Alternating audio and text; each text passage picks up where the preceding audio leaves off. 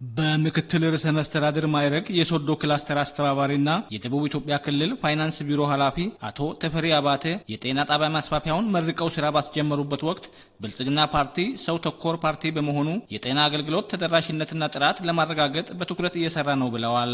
ይህን የመሰለ በህዝብ ጉልበት የተሰራውን ጤና ጣቢያ መርቀን ለህዝቡ አገልግሎት እንዲሰጥ ለማድረግ የተገኘን ስንሆን ፓርቲያችን ሰው ተኮር ለሰው ህይወት አስፈላጊውን ነገር እያደረገ የሚመጣ ፓርቲ ስለሆነ ይህንን ስራ ለመስራት ተነሳስተው ሐሳብ ይዘው ህዝቡንም አግዘው ከአካባቢው ህብረተሰብ ጋር ተወያይተው ካላቸው ውስን በጀት ላይም መድበው እንደ ወረዳ የተሻለ ስራ ሰርተው አገልግሎት እንዲያገኙ ያደረጉ አመራሮችንም የተሳተፉ ህዝቡንም ከልብ አመሰግናለሁ። ጤና ጣቢያውን በሰው ኃይልና በቁሳቁስ ለመደገፍ የሚደረገውን ጥረት የክልሉ መንግስት አጠናክሮ እንደሚቀጥል ተናግረዋል። ህንጻው ብቻውን አገልግሎት አይሰጥም። በህንጻ ውስጥ ሁለት መሰረታዊ ነገሮች ያስፈልጋሉ።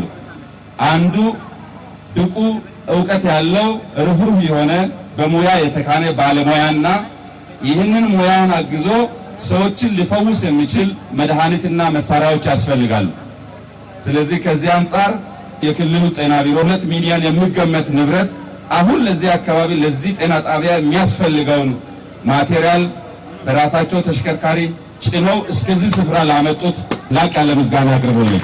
የጎፋ ዞን ዋና አስተዳዳሪ ኢንጂነር ዳግማዊ አየለ በአካባቢው ከዚህ ቀደም ህብረተሰቡ የሕክምና አገልግሎት ለማግኘት ረጅም ርቀት በመጓዝ ይቸገሩ እንደነበር አስታውሰው የጤና ጣቢያውን ደረጃ ለማሻሻል የወረዳው ህዝቡና የወረዳው አስተዳደር ያደረጉት ጥረት የሚደነቅ መሆኑን ተናግረዋል።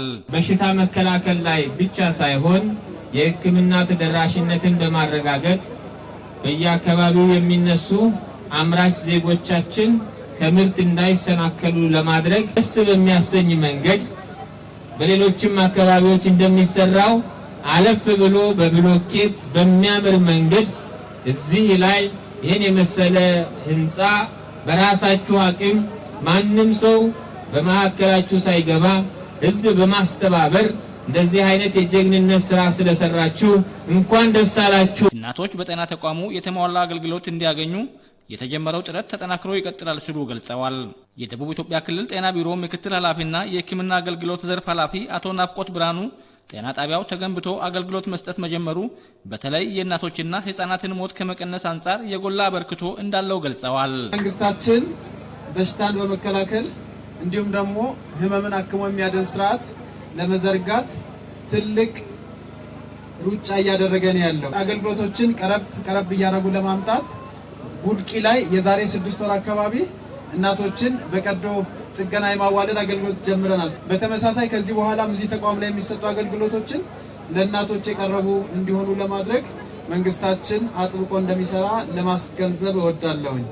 እዚህ ጋር እንደምታዩት የተወሰነ እቃ ወደ 2 ሚሊዮን ገንዘብ የሚያወጣ ይዘንላችሁ መተናል። የገዘ ጎፋ ወረዳ ዋና አስተዳዳሪ አቶ አብርሃም ብርሃኑ ግንባታው ከ5.6 ሚሊዮን ብር በላይ መፍጀቱን ገልጸው ወጪው በህብረተሰብ ተሳትፎና በወረዳው አስተዳደር የተሸፈነ መሆኑን ጠቁመዋል። 8 ክፍል ቤት ጨምረን ገንብተን ለዚህ ለታላቅ ምረቃ ክብረ በዓል እንኳን በሰላም አደረሰን አደረሳችሁ ለማለት ፈልጋለሁ። አጠቃላይ ወደ 5.6 ሚሊዮን ብር በፈጀ በአካባቢው 7ቱ ቀበሌ ህዝብና ኩስን የወረዳ መንግስት ጋር የጤና ጣቢያ ተገንብቶ ወደዚህ ደረጃ ደርሷል።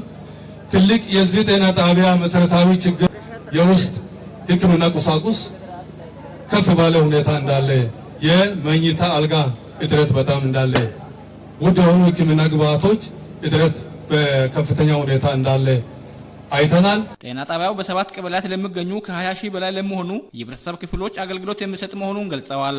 አስተያየት የሰጡን የአካባቢውን ነዋሪዎች በበኩላቸው ጤና ጣቢያው ተገንብቶ አገልግሎት መስጠት መጀመሩ የተሻለ ሕክምና ለማግኘት ይወጣ የነበረውን ያልተፈለገ ወጪና እንግልት የሚያስቀር በመሆኑ መደሰታቸውን ተናግረዋል።